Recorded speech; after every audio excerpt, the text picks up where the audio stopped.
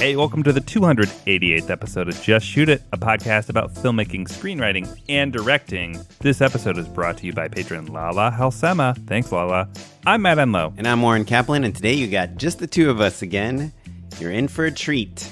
We're going to talk about film festivals, regional fests, to be more specific. We're going to talk about short films, and was there anything else, Matt? You know, I did want to talk a little bit about the creative process and maybe kick it off with that, actually. Oh. Because off the mic, you and I have been brainstorming on a cool visual idea you had, and I thought, oh, this is kind of an interesting thing to talk about on the show. Yeah.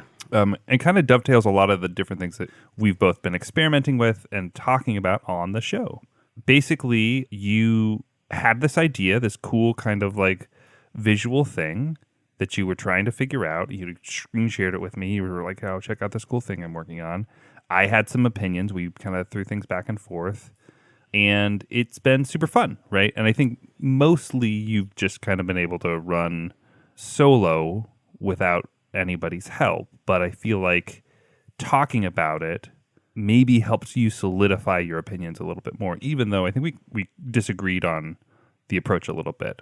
Yeah, and I mean, to be honest, like I think I shared it with you because, if it was cool, I'd probably share it with you. But this is a situation where I had an idea. I tried to make some test videos, and it totally did not work. And so I shared it with you to see if you could help me figure out why it wasn't working. Right. Well, and I think we got there, but I think the reason I wanted to bring it up is because I think like talking about it out loud and being challenged on certain aesthetic ideas or approaches, sometimes, you know, you're open to ideas. You would have changed your mind if I had pitched something that you liked, but I think it did solidify what you liked about things, even though I was kind of like pointing at something slightly different. Yeah, I find this in like a lot of like home DIY type of stuff, is that like anyone can watch a YouTube video and figure out how to, you know, install their own backsplash or whatever. But it's kind of scary to just do it by yourself, to go buy the cement, you know, the mortar, and to get the tiles. You just want to point at something and be like, does this look right to you? Yeah. And so just having somebody next to you, a friend, even if they've never done it before either, just to talk things out loud and have them like notice things or not notice things or throw out good ideas and bad ideas, can really help you get through something.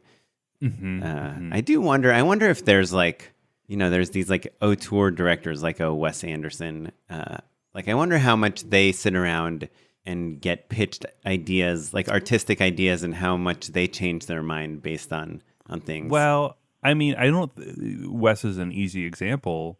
Most of his movies he's co-written with someone. First it was Owen Wilson, then it was Roman Coppola, right? So he has serious collaborators. And Noah Baumbach too, right? Wasn't he involved? Yeah, I think so. And he consistently works with the same few DPs. I wouldn't be surprised if there's a lot of other crew members who are consistent collaborators. Yeah, and so costume designer, probably art director, or production designers. Yeah, and I think he started with Mark Mothersbaugh for composition, and then went to Andre Desplat. But you know, the point being, like, there are a lot of quote unquote auteurs, and then you look at, oh, they've been consistent with their team for years and years, and oftentimes if you're like, boy, I loved them so much, and then something changed, and all of a sudden I don't love their movies anymore. Sometimes it's that linchpin crew member moved on, right? You know, or they decided to try something with a new crew member, and it just it doesn't feel like what you were looking for. It's not the same anymore. Yeah, I mean, truly, I do miss. I really, really loved those early Wes Anderson movies, and I realized that I just love Owen Wilson. Right? Yeah, he's pretty lovable. Yeah, I wonder if there are filmmakers that kind of get to set, or, you know, in pre-production are just like, nope, we're doing it my way. Like, this is my, like, and, you know, obviously in a commercial or something that wouldn't happen, but maybe on a short film, if you want to make your own thing and you have your passion project, like, I bet there are filmmakers that are like, nope, this is exactly how it has to be. I personally enjoy the, like, hey, here's my idea. What do you guys think? Like, ooh, it could be better. Like, to me, the joy of filmmaking is the collaborating. And if it was a a job that you did 100% by yourself, I don't think I would want to be a filmmaker. But I guess maybe what I was getting at is that whether you take the idea or not, testing your quote unquote vision with collaborators who get what you're aiming for and have good ideas and have the vocabulary and understanding to pitch things in a valuable way is cool. It's nice. It's valuable. And like we talk about, finding your tribe or finding collaborators. And this was like a fun reminder of like, oh yeah, it's nice to just do this stuff. And also as a person who isn't working on this project at all and like was looking to procrastinate on my own stuff, it was nice to not have any stakes. You know what I mean? Like I had a different idea that I wanted you to do, and you were like, not really. And right, that's fine. But it was easy. Yeah, it was like, okay, great. Now that you say that, I have been in the situation many times where other directors have been like, "Hey, Oren, can I just bounce some ideas off of you?" And we'll talk about something, and I'll pitch like, "Ooh, what if we do this? What if it's like we shoot it from an airplane or whatever?" And they're like, "Nah, that's not really what I'm picturing." But then a lot of times I'll be like, "Oh, well, maybe I can keep that idea for myself." Sure. Like I came up with this really fun. A lot of times I'll like literally just misunderstand what they're going for, and I'll pitch something that I get super excited about for them. And when I realize that I'm totally off the mark, I get excited for myself, and I have like a list of ideas, especially visual ideas that I like to keep in my notes on my phone. And I'm like, ooh, what if, whatever, like somebody's shadow is just doing the opposite thing of what they're doing, whatever, like just things like that. It makes me think of, not to tell a bunch of anecdotes about directors I've never met, but I remember Spike Jonze talking about how he would be influenced by movies he hadn't seen because Sofia Coppola would tell him about them. That's funny. And then he would go do like a music video or he would do like a riff on that idea and then see the movie later and be surprised and maybe disappointed. It doesn't matter, Right. but it was totally different than what he was thinking. Yeah, no, that I imagine that happens a lot, and that's kind of the beauty of the mind. There's Hayden Hillier Smith, is that his name? Hayden. He made this video that I found kind of interesting, which was about where you can get ideas and where you can find inspiration and how you can come up with what you should make. And he was like, just copy other people, like just copy the things you like and make them. And literally by you making it, it's like a different. Yeah. Your filter on things, even if it feels like something you've seen before, it will be like your own version of it. So yeah, it's fun to collaborate like that. And it made me think of, how everyone is like always talking about the iPhone. Like nowadays you can just shoot a feature on an iPhone. You can just make there's nothing stopping you. Just go and just shoot it. And you can just use your phone. I feel like that's something that's just is said all the time. And while I kind of disagree with it, and I think a lot of people are like, yeah, but then like I want to do shallow depth of field, or I want to, put it on a dolly, and I want to do all these fun things like cinematic things. But I think if you think of your phone as this kind of halfway tool, like you don't have to go shoot your thesis film on your iPhone or your spec commercial or whatever. But if you are brainstorming, like grab your phone and go shoot yourself doing something and put your phone, like just lean it on a wall. And I do that a lot. Even that thing I showed you today, I just put my phone on a selfie stick and like rotate it around me in a weird way and try to see how it edited together. And it totally didn't do anything that I wanted it to. But I think a lot of people, when they're kind of brainstorming and ideating, they're like sitting at their laptop, they're at the coffee shop, they're watching references. Yeah. Or just staring at a blank page. Yeah. And that's oftentimes not as helpful as just getting something on paper and maybe in a medium of moving images, shooting the roughest version you can. The bad version. Starts you off. Yeah, shoot the bad version. I think the other thing, we talked about this a little bit in our previous episode, but just for listeners at home, basically you were just trying to figure out an effect of like a way to get a character to enter and exit a scene in a unique way, right? That's kind of the bottom line there. Yeah. And there are 1,000 different ways to do it, and kind of like, I think I was coming at it from a more tactile maybe perspective is what I was trying to push for, and I think you were maybe doing something a little bit more fantastical. Doesn't matter. Again, it forces you to kind of decide what your point of view is. But what I love about what you were doing is that even in figuring it out, it's just so hard to explain the specific move that you're trying to do. But now, with a little bit of time and a little bit of refinement, you can show it to people and be like, hey, I did this at home. You get it. Everyone gets it. And you can explain to them how to pull off what you're aiming for in a way that if you were just like in a meeting with people and you were like, no, trust me, it'll be really cool. If I place the camera here and do this, it'll look awesome. Like that just won't fly with people, you know? Yeah, or the even worse, and this has happened to me, especially earlier in my career. It has flown with people and they're like, oh, okay, he seems so confident that this thing is going to work. Let's just trust him. Let's do it. And then you do it, and then you're like, like, uh-oh, shoot. Kind of. It worked, but it's not interesting at all, or, it's just not nearly as cool as I imagined. Or if you'd done it once or twice before already, you'd know how to plus it and make it better and get it closer to what you were dreaming of. Just shoot it, guys and gals. Yeah. Everyone. I think also the final bit about it that I think is valuable is that, like, none of what you were doing... You're modeling some stuff in 3D, which is quite advanced, but most of what you were doing is just process, is not out of the realm of feasibility for anybody with a camera. It's just that you have to take the time to figure out how to do the thing you're trying to do. Mm-hmm. And so I guess I'm just trying to encourage people, if you've got a weird idea, most of you have the tools at your fingertips to make it work, and it's the thing that the premium is on the person who figures out how to do it right, and that just takes iteration and practice. Like, what you're pitching isn't especially complicated or hard or expensive.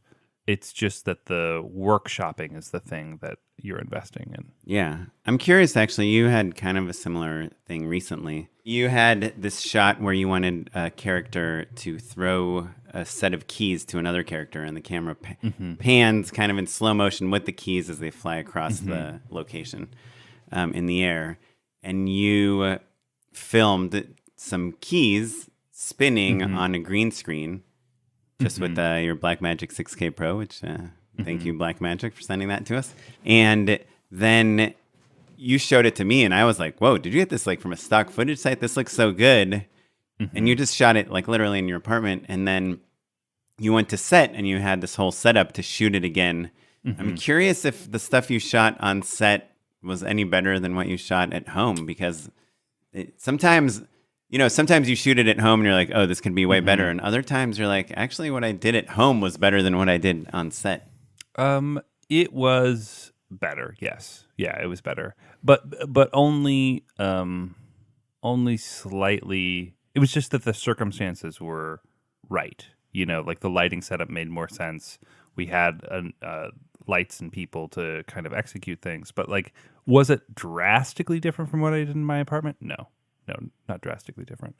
Like, if push came to shove, we probably could use the footage that I shot. Yeah, I find, depending on the genre, but like if it's comedy, or if there is something kind of broad or hokey or silly or like off kilter about it, sometimes the tests you do at home end up being more fun to watch. More like a Zach King Vine, the Vine magician, like, or more of like a cool TikTok effect than like a really polished commercial.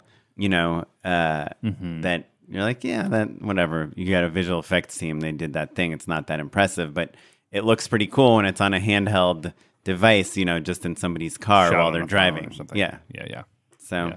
It's fun. I mean, that honestly, like, this stuff is what attracted me to filmmaking. Like, when I was a quote unquote kid, I mean, I was like basically in college, but it was like shooting things on a video camera, putting them in my computer, like bringing them into After Effects or Premiere or whatever. And making something cool. Yeah, and seeing if I can like elicit a reaction from my friends. Yeah, showing your friends, I think, is a thing for sure. Yeah. Yeah. So cool. Well, yeah. Create. We'd love to hear about your own creative processes, especially when it comes to visuals. We've learned some like really interesting things on the podcast over the years, and about how people come up with visual things. But if you guys have anything you want to share with us, we'd love to hear from you. You can email us at justshootitpod@gmail.com. I know it sounds like I'm doing the outro. I'm not, but I just feel like on these Matt and Oren episodes, like as we move from topic to topic, it'd be great to remind you all that we'd love to hear your tips and tricks and tidbits and inspirations for filmmaking as well. Also, tools, I think is really nice. I love it when I learn of a specific program, that's always great as well. Like those small niche sort of programs, I think are exciting as well. Yeah. We all know the kind of the big stuff, but it's like sometimes it's nice to add another program to your arsenal, a little app or something. Hey, we're here with Nate Watkin from Assemble, the platform for producers that lets you do everything you need in one place. So one thing that I'm always really bad at is calendars and figuring out when I'm supposed to do things and when things are due. And I'm constantly missing deadlines for various projects. Podcasts even? I potentially miss, some podcasts. Can you tell me about Assemble's calendar tool and how you coordinate and sync with other people? Obviously, production is a very calendar-intensive task. Yeah, absolutely. We wanted to build a very powerful calendar built from the ground up for producers. And so one of the core features to Assemble is the production calendar builder, which enables you to build out your production timeline, create subtasks, assign them to your team. You can even switch views from a month view to a timeline view to get more of a Gantt-style view of how your project is coming together. And it's packed with a bunch of other tools that producers love, such as the ability to bulk drag and drop and bulk shift your entire calendar all at once. So Nate, I'm curious, what specifically about calendar management was inspiring to you? What problem were you trying to solve? Yeah, one thing that we found is calendar management is really bad in this industry. Oftentimes, the calendar just gets sent as a PDF or sometimes just typed into an email. And what we really lack is the ability to have dynamic calendars. And the challenge is because everybody's on a different calendar. Some people use iCal, some people use Google Cal, and it's hard to get everybody onto one calendar. And that's what Assemble solves, because within Assemble, when you build a calendar, you can share it as a public link that anybody can access with no Assemble account required. And from that link, they can sync it to any calendar of their choice, whether that's iCal, Google Cal, or Microsoft. So once people have connected in however they want, you have a centralized hub calendar that is dynamic, and anytime updates are made, they're updated across everybody's calendars on all platforms. That's awesome. So if I use Google Cal and Matt uses iCal and you change a date of a podcast recording, that would propagate to us and we would get some sort of alert? Exactly. It's dynamic, it's updated in real time, and it keeps everybody on the same page. It also saves you a ton of back and forth emails updating people on the calendar status and where everything stands. Great. Well, so if people want to check out this calendar, this production calendar system, and the other things that Assemble does, like asset management, getting feedback, sharing videos, where can people go to learn more and sign up? Yeah, absolutely. You can head over to assemble.tv, sign up for a 30-day free trial. And listeners to this podcast are also getting an additional 30 days free by using the coupon code JustShootItPod.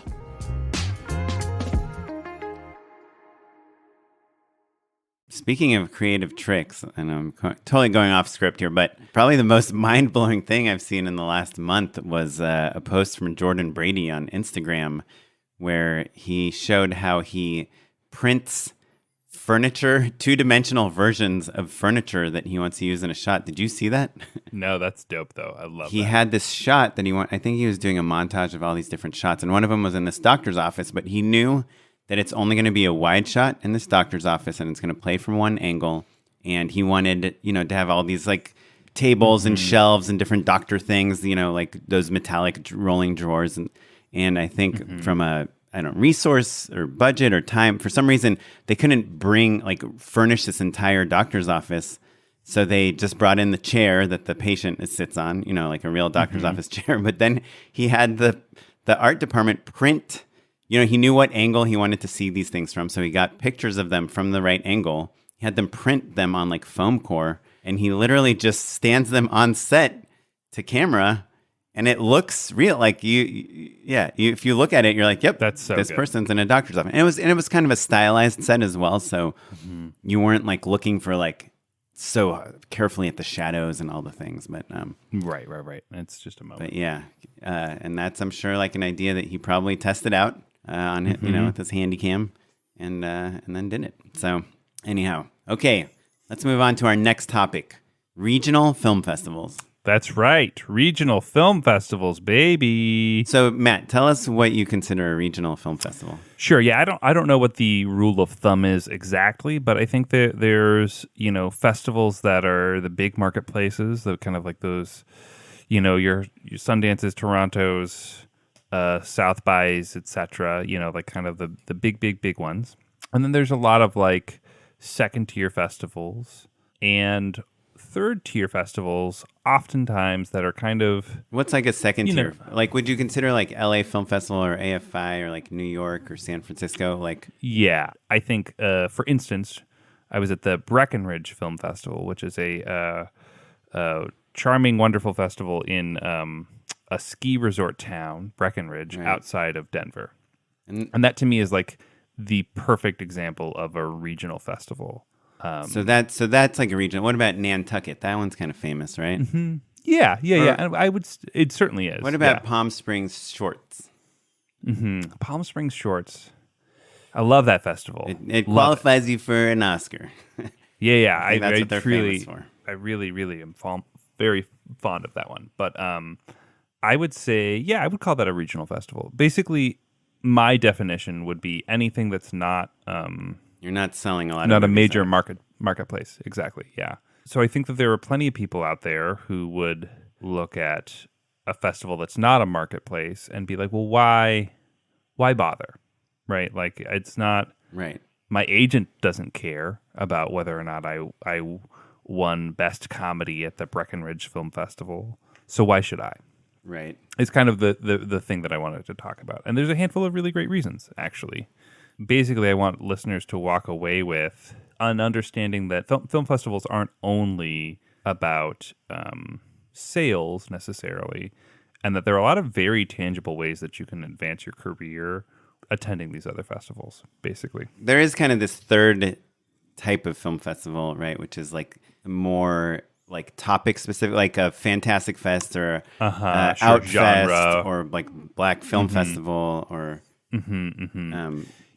those I would put those in a slightly different bucket category, because a lot of those festivals, even though they're not quote unquote marketplaces, are very well supported by the communities that they're centered around. So you can find agents, you can find managers, you can make sales. Right. They also have oftentimes there's big corporate sponsorships. Yeah, they have built-in marketing, right? Like if it's a horror film festival, you know who you're gonna. If you buy a movie here, who you're going to sell that movie to. Right.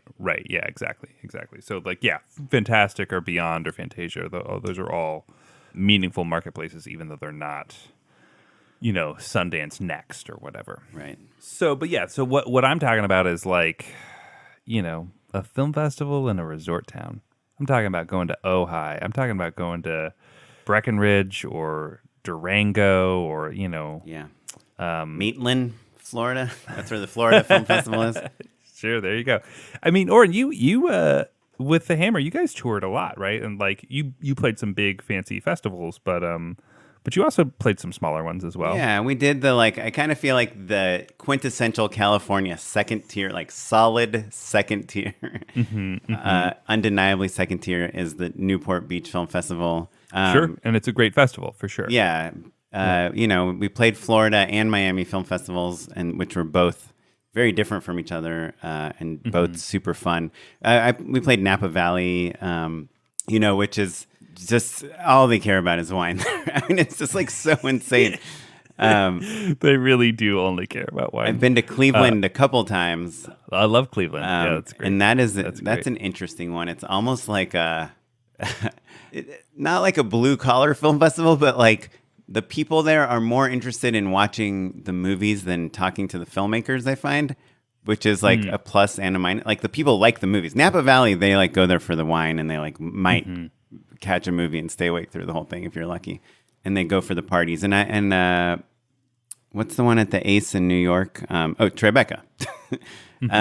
There's like a lot of kind of industry ones, but the Cleveland ones, like some of those Midwestern ones, are really. We played at Heartland Film Festival, and it's like our film is playing Heartland as well. Oh, cool! Yeah, and it's more about people aren't like, ooh, I want to meet the actors or the directors as much as like, oh, that movie was really heartwarming. I want to show it to my friends. And to be fair, I think that there are plenty of people who are excited to talk to the filmmakers, but it is a different experience. Yeah, they don't ask you what camera you shot on and what your budget was. Yes, exactly. They're like, "Oh, how did you make your movie? Was it fun?" Yeah, or they'll ask you about the topic of the movie. And you're like, "Yeah, this is it's a sad time in history." So that to me, you brought up the point of like there being a community there, and one of the things that is true is that like it does recharge your batteries. I walked away from this festival screening for real people who liked the movie and even sometimes don't like the movie. That's okay too, but it's like you're reminded that like, like we're making movies for an audience and not just an industry audience, right? Yes, and people are a lot less cynical. Like, you go to AFI or Sundance or whatever to get the reviews from the critics, and you're like praying that they like it. But you go to Heartland or Cleveland because you want to see real people enjoy your movie. Because I will say, as a little tip, don't go to the bathroom right after your movie. Oh, because you'll be there. You're at a movie theater or somewhere public, and so like you will overhear like people an talking old about person yes being like, "Oh boy, I didn't like that one." Yeah. Like somehow there's something about like you're all kind of crowded in this public space, but they can feel like they can vent a little bit more. So if if you're not sure your screening went as well as you wanted, or you're feeling in a fragile place, which is reasonable if you haven't screened your movie a bunch of times, maybe wait a little bit before that crowd is cleared out. A really good tip, actually, and I've never thought of it. I've told this story before, but my movie, it's called The Hammer, but on the festival run, on the festival circuit, it was called Hamill, which, this is like everybody knows this, but I will just double down on try to not change your title from the festival circuit to the release. But it was called Hamill, and at the end of the movie, I was kind of like walking out with some of the people that had just seen it, and they didn't know who I was. And I heard one woman say to her friend, like, "I don't know, don't blame me. I thought it was about Dorothy Hamill. It's called Hamill. It's a sports film. I don't know." Sorry. So, I totally hear you. To be honest, I think you and I are different in this regard, but I watched my movie at the premiere and never again in the theater with people. Actually, I would always watch like the first 5 minutes to make sure the sound and stuff is feeling right. It's going okay. And the picture looks right, but yeah. But The Hammer's not funny. You can sense if a audience is with you and with the movie and if they're reacting in the right ways, but like the juice you get from real laughs is nice. And also, so with the movie I'm touring with now, my wife wrote and directed See You Next Christmas. It's not a gut buster. Do you know what I mean? It's by design, it's charming, it's entertaining, it's engaging. Yeah, there's some drama. There's drama. It's a rom-com, so it's not meant to be like a huge laugh out loud, yucktacular. Like it's not. You're not going to see like a Bridesmaids or something like that. You know what I mean? It just occurred to me that instead of dramedy, you could call it a drom-com. We just call it a rom. It's a straight rom-com. Right. But also, seeing it with an audience, you're like, oh yeah, I've heard this joke literally 1,000 times. They're hearing it for the first time, and they loved it. Like they laugh. They're like, oh, I thought that was a B+ joke, and it's getting an A+ laugh. Yeah, but that's awesome. This is gonna sound crazy, but don't you get bored of watching your movie for the 100th time? Like you've already watched it so many times in the edit, so many times, and then my movie was also like kind of long. It's like it was an hour and 48 minutes, which for like an indie film is kind of a little bit on the long side. Yeah, we're clocking it at 100 on the money. Basically. 100 minutes. Yeah. So that's good. That's an hour and 40 minutes, right? Yeah. Okay. Not that much shorter, I guess. But I love the Q&A. The Q&A is my favorite part of touring with my film, because you get better at them and you can start kind of like know the stories that people like. Sure, what connects and stuff. Yeah. Yeah, and I would say actually the podcast has helped me with that as well. You kind of learn what stories are pertinent and valuable to people. Oh yeah, but you know that Matt, you know that I play a laugh track for you, right? While we record the podcast, so you feel Sure. like people are laughing at your jokes. Oh, that But makes that's so not; much more those aren't real sense. people. Yeah, but it's a lot of B+ jokes with a lot of A+ laughter. So Thank you. I'll take that as a compliment for my laugh selection. your mixture, your mixing job. I hear you. I'll say this. This last screening, one of our lead investors and executive producers came out. It was the first time he'd seen the movie. And halfway through, my wife leans over to him and reminds him that he's the one who wrote that joke that just landed. Like he like had pitched something and was like, "Oh, wouldn't it be funny if they said this?" But when he read the script, he had like a few of the pitches, and some of them were great, and she took them. Right. And That's when the main character says, "Take my wife, please." yeah, exactly. But I'll tell you what, man, the electricity of being reminded of like what it feels like to have a beat land with an audience for the first time ever, that's special, man. You know, like, and you could feel it, you know, a couple seats away. I was like, oh, that's right. This guy is stoked on a joke that just landed. And like that feeling, I think we're a little numb to it, right? Like we make stuff all the time, and sometimes it's with audiences, sometimes it's not. Sometimes you're always seeing like the flaws with whatever it is you made, but like to be reminded of just like that purity of like, oh, it's neat to make something that connects with people, and to witness it is really special. If you have the budget and the bandwidth to go to them, and you've heard good things, right? Like there are regional festivals that can be a bit of a bummer. The screening circumstances aren't great, or they're not super organized, and that can come from a lot of different people and a lot of different reasons. But if you've asked around and people have said like, oh, last year I was touring with my film and we had the best time at this place, you have to apply. Follow those leads and apply, because over the years we've made a lot of friends who you can ask advice of, you can connect with, you can commiserate with. We talked earlier about like building your tribe. All of those people are going to be there, and we're not feeling quite as competitive or hustly or nervous as you would at like a South by Southwest or something like that. You know what I mean? Like there's less of a hustle and bustle. You're just there to celebrate film, and that gives you the opportunity to connect with people in a more meaningful way, and those relationships are going to help you, even if it's just you helping them somehow. You know, like that you're building your film community, and I don't know that always happens in larger, more crowded festivals in quite the same way. And so that's the other reason to do it, basically. So you recharge your batteries, you have a great time, you watch it with real people, and you get to connect with other filmmakers in a more meaningful way. That sounds great to me. Yeah. Well, let me ask you just one more question that absolutely neither one of us is qualified to answer. But I'll bring it up anyway, because I know it's the question that a lot of people have, and questions that we've had also in the past. What's your advice if you have finished a film and you have gotten into a pretty good regional film festival? You know, you got into Newport Beach or Sidewalk. So you get into one of these festivals that is exciting. You've heard great things. Some you maybe even know someone got an agent out of it, or like a deal, or met a screenwriter that they collaborated with on their next project. But you have not yet applied to Sundance, Tribeca, South by, Toronto, Cannes, Berlin, you know, whatever.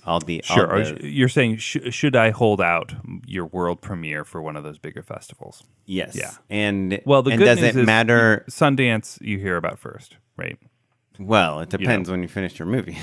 If you finish your movie in February, you know. Boy, well, if you finish your movie in February, I have two answers. The easy answer is like, if you finish your movie in February, realistically, you should just, you know, wait a year, basically, and apply. The nice thing about Sundance is that it is the kickoff of the festival season, and Sundance is premiere only. There are a lot of other festivals that are premiere only as well, but like Sundance is the one you'd wait for. And so it's nice to just kind of get it done, and then all of those decisions are a little bit easier thereafter, right? But how realistic should you be about your odds of getting into Sundance? And also, how valuable is it to postpone things for a year where you know that this could be helping you with your career, You want Sure. to make more features. You want to get TV. You want to show your work. And B, if you don't get into Sundance, then now you're going to be doing all these things you could have done a year ago. Right. Yeah, you're just delaying for a year. Well, and that was going to be the second part of my answer. And yeah, momentum And also, will be gone. frankly, with our film, to being realistic about it, we're proud of our film. We love our film. Audiences love our film. It's connected with people, and the confidence has been reinvigorated in terms of just like, oh yeah, like people really get it. It's not for everyone, but it's for a lot of people. And also, I know it's probably not a Sundance film. So the realities of the way that festivals work is they often have certain mandates, right? So like, do they have social issues? Do they have a certain level of star that's going to help with their sponsorship quotas? Is it from an underrepresented voice? There's a lot of things that would make it more attractive to a film festival. And there are plenty of straight comedies and rom-coms from all sorts of different types of people who get into festivals, for sure. It's not that it's impossible, but I just knew that our film wasn't like a straight up festival darling. And we were okay with that. So we didn't really, if it wasn't for the pandemic, we wouldn't have bothered with festivals at all. But it was because the inventory. Really? Yeah, it was not really the plan. Why? Can you elaborate on that? I mean, for all of those reasons. Basically, because it's a holiday film, it needs to be released in November, basically. And so that makes the timing of most film festivals really tricky, right? So if we shot beginning of 2020, pardon me. The plan was to go ahead and edit and then distribute it and, get it up on VOD and stuff that year. Was kind of like the fast track version, right? So there wouldn't have been time for film festivals really. And then because there was so much inventory, it was like, okay, well, it doesn't make sense to try and distribute it this year.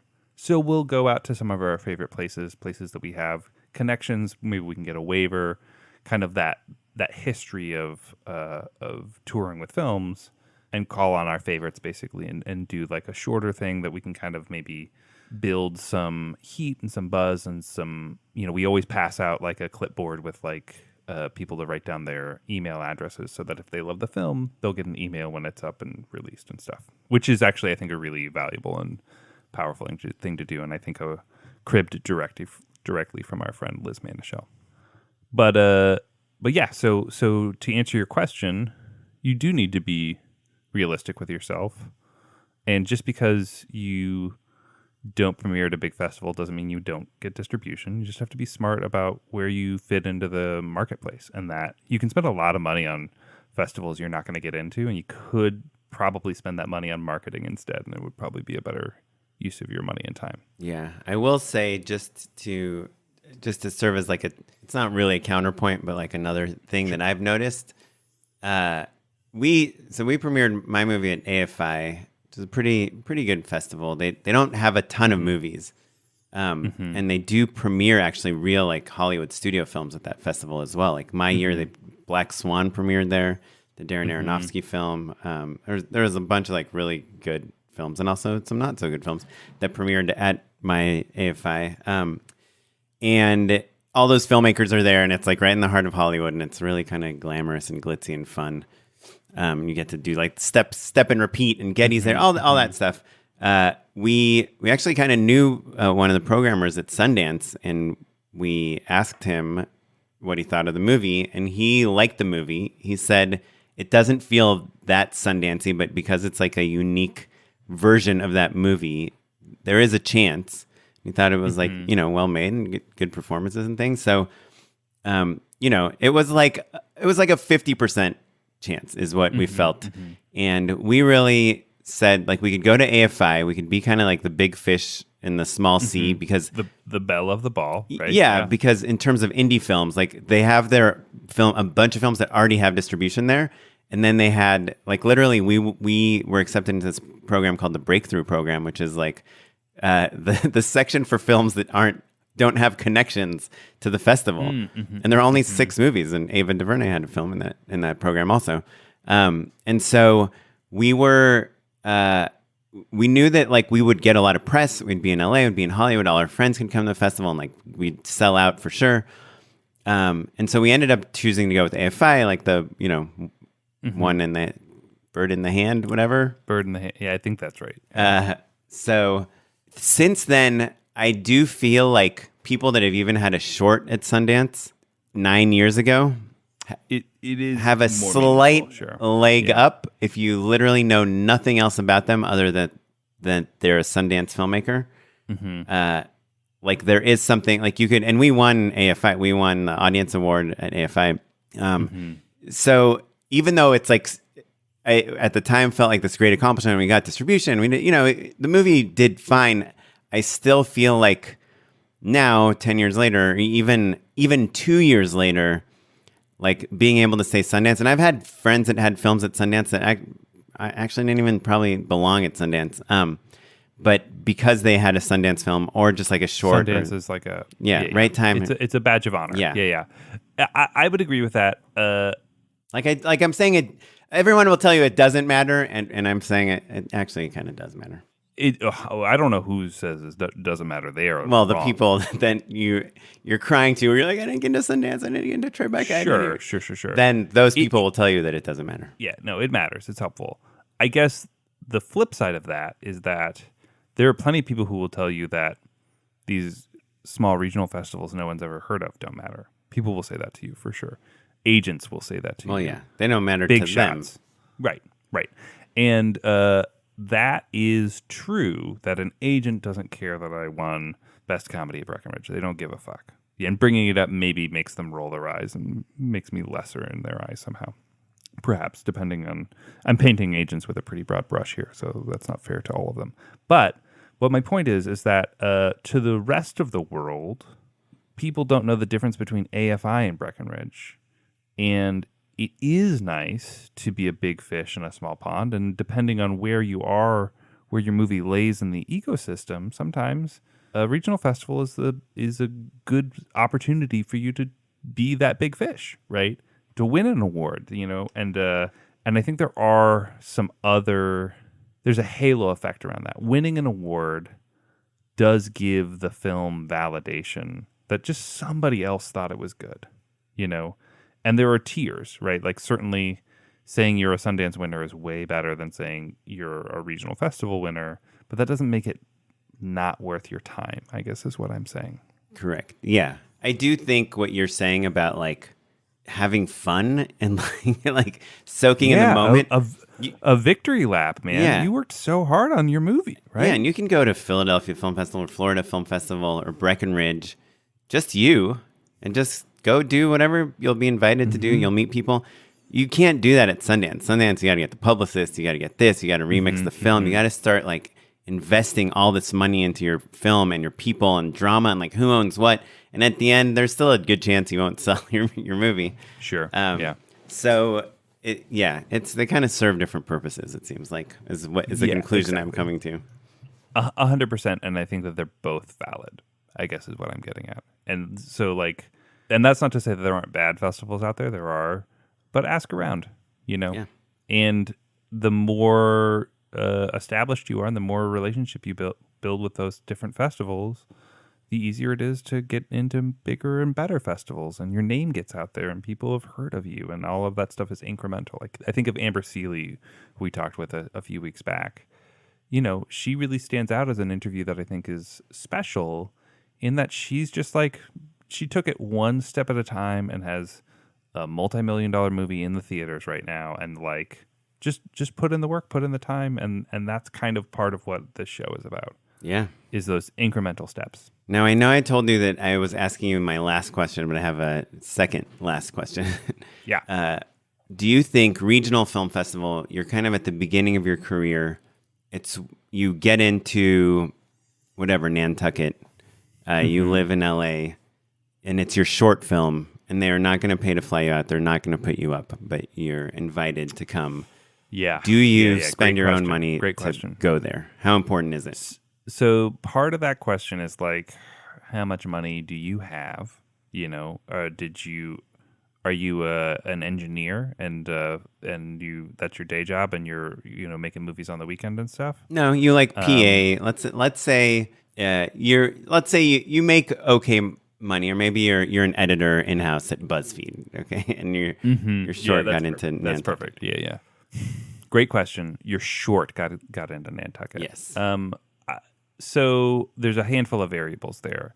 I think the quick answer is yes. I think you should splurge on a festival or two if your basic costs are covered. If you're making a living and this is a reach, you might go into a tiny bit of debt, but you could recover from it in a month or two. Wouldn't be a big deal.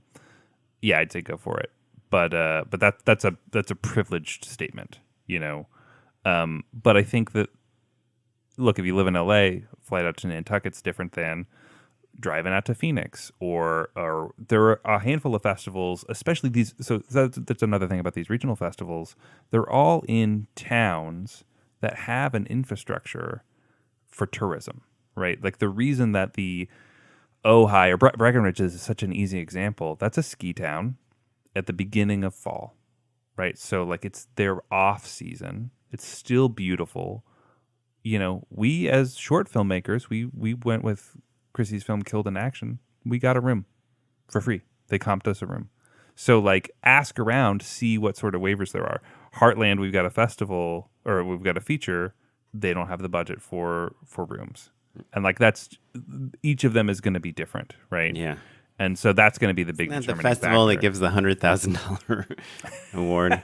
I think it does. Yes, we were up for it. The Crystal Heart Award. And the movie that beat us was a movie that had already made, it was an Australian movie that had already made millions and millions of dollars. Like, so bummed. Yeah, that is a thing that's true, is like people, for whatever reason, they like to award winners. When people are on a hot streak, when they're just like, they're racking up awards, that's when people like to give them an additional award. Right. But yeah, to answer your question, I think it is worth it, but I think that you can be strategic about it. So like if you don't have the cash to fly all the way out to Nantucket because you live in LA and you just got laid off or whatever, maybe don't apply to Nantucket, right? Ask around. I guarantee your friends, if they live wherever you live, there's probably a few easier festivals that you could drive out to, or you maybe crash with a friend or whatever. But it is worth the effort. It is an investment in yourself. Yeah. My totally unscientific advice, which is kind of in tune with yours, is look at the festivals you got into, choose the two coolest ones, and just go to those. Yeah.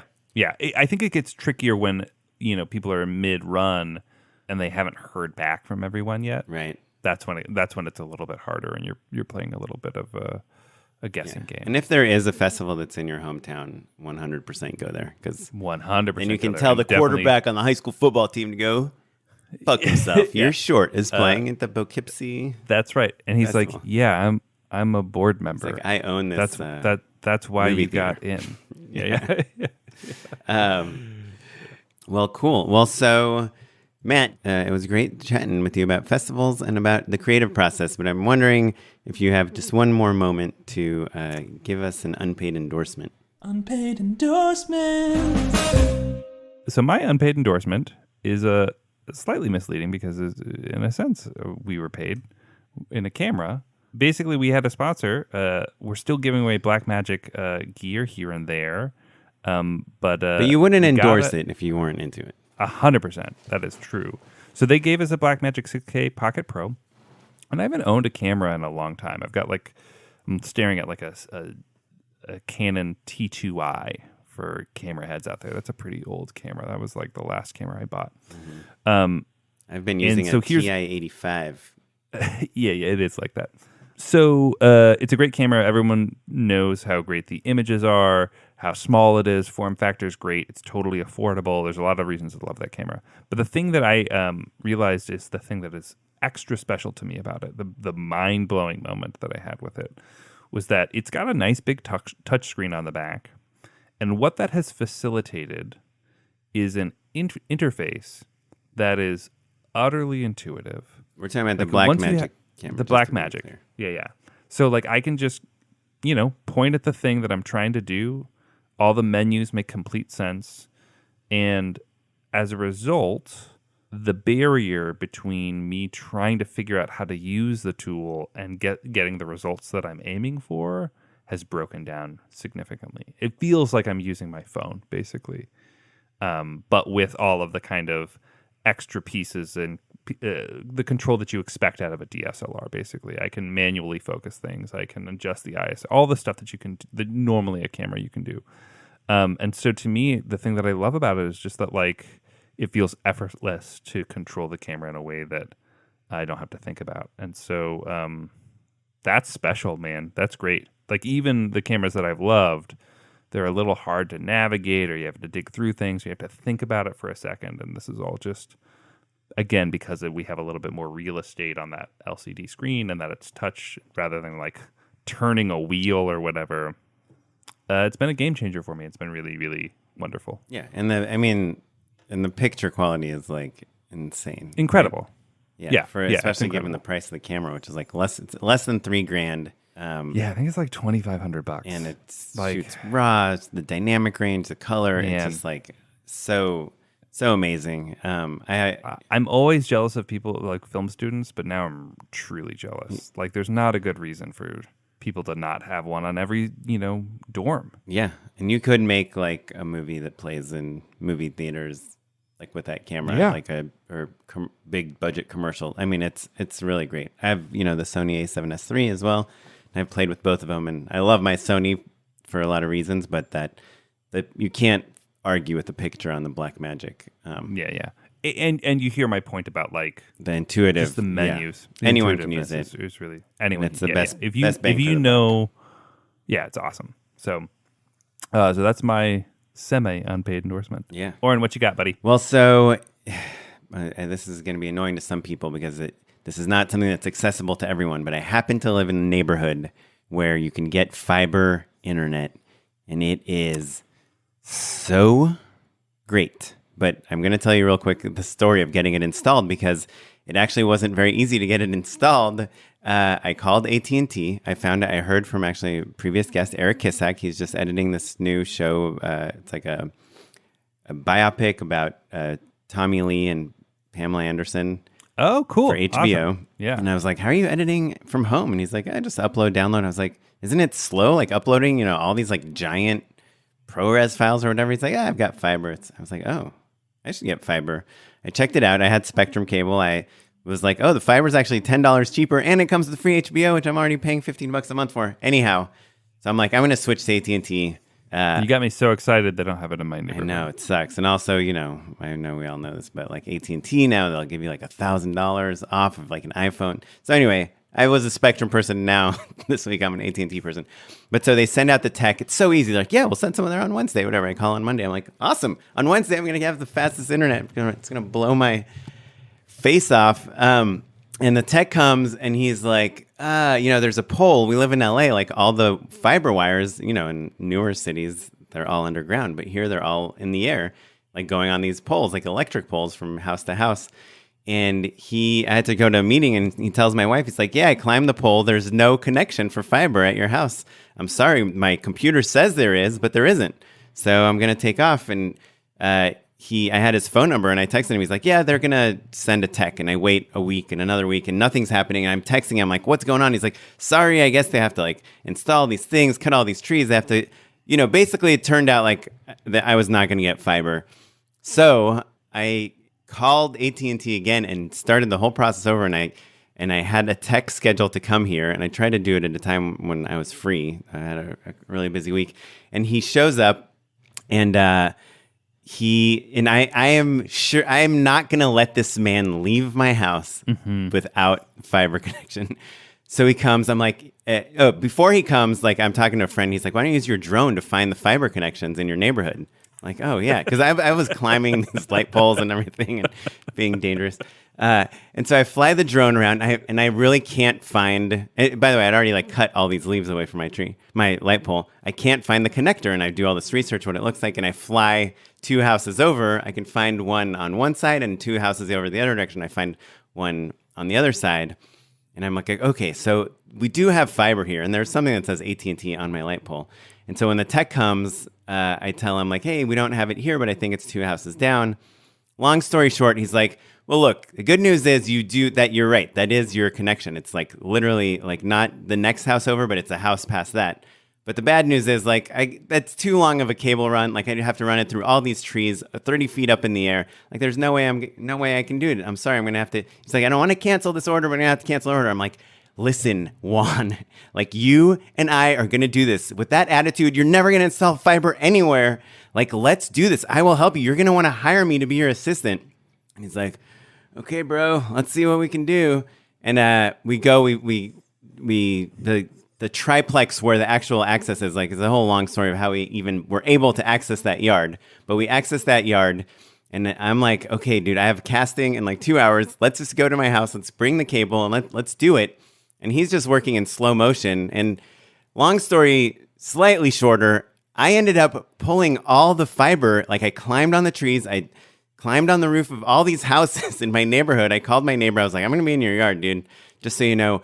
And I found this other cable. It's like a... Are you using a ladder or what? I'm confused. I use I'm like just I had a imagining 15-foot like ladder, Tarzan style. and then I get high in the trees and I climb on the trees, and I pulled like a 200-foot fiber optic cable run from the power pole in my backyard through all these trees. I fed them like branch through branch. I was basically copying the exact same path that the cable was going through, which again was like about 30 feet off the ground. So I had to go to the top of my ladder, my 15-foot ladder, and then climb like another 5 feet up into the tree. But luckily, my neighbor has these like really good, very climbable trees. I pulled the cable, and it's fiber optic cable. So if you don't know about fiber optic, it's like literally a glass cable, right? Mm-hmm. And if you kink it, if you like bend it like more than 90 degrees, it will break the glass. So you have to be very gentle with it. You can't bend it too extreme.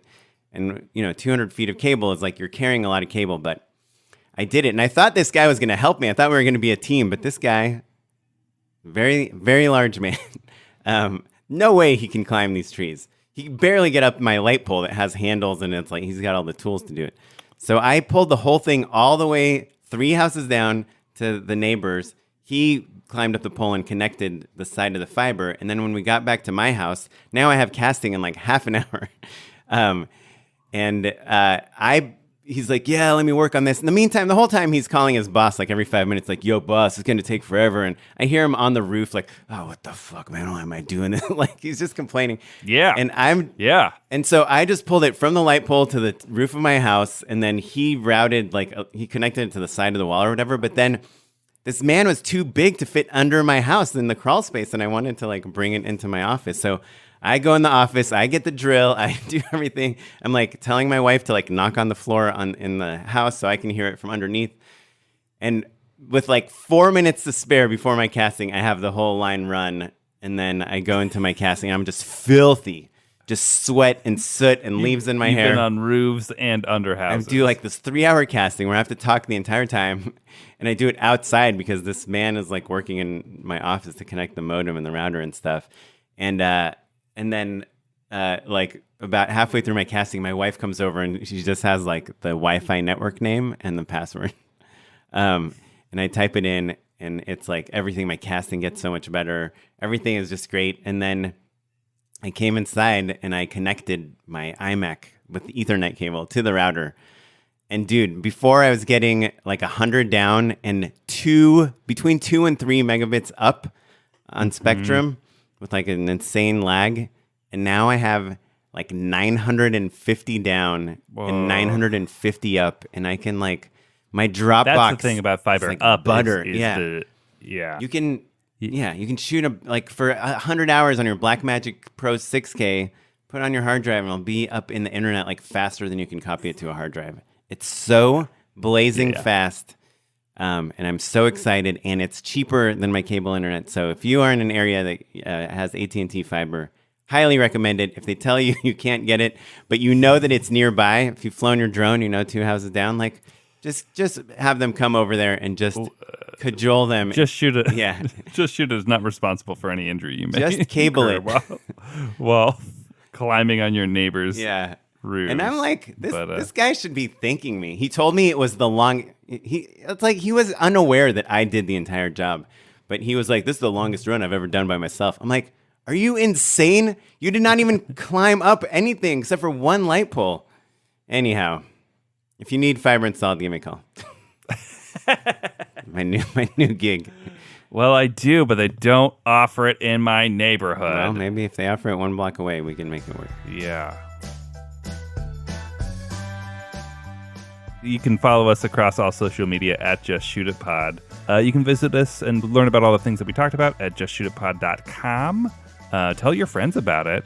We're on Spotify. Yeah. We're on Facebook. Email us. Give us a like. Somebody email us at justshootitpod@gmail.com. This episode is edited by our old pal, Jay McAuliffe. Thank you, Jay. And so, the music you're listening to is from the Free Music Archive and the artist Jazar. And I'm curious what percentage of our listeners listen this far in the episode. If you are hearing this, email me, justshootitpod@gmail.com, your name and your website, and I will say it at the beginning of an episode. Ooh, there you go. Little incentive. Thanks, everyone. Goodbye. Bye.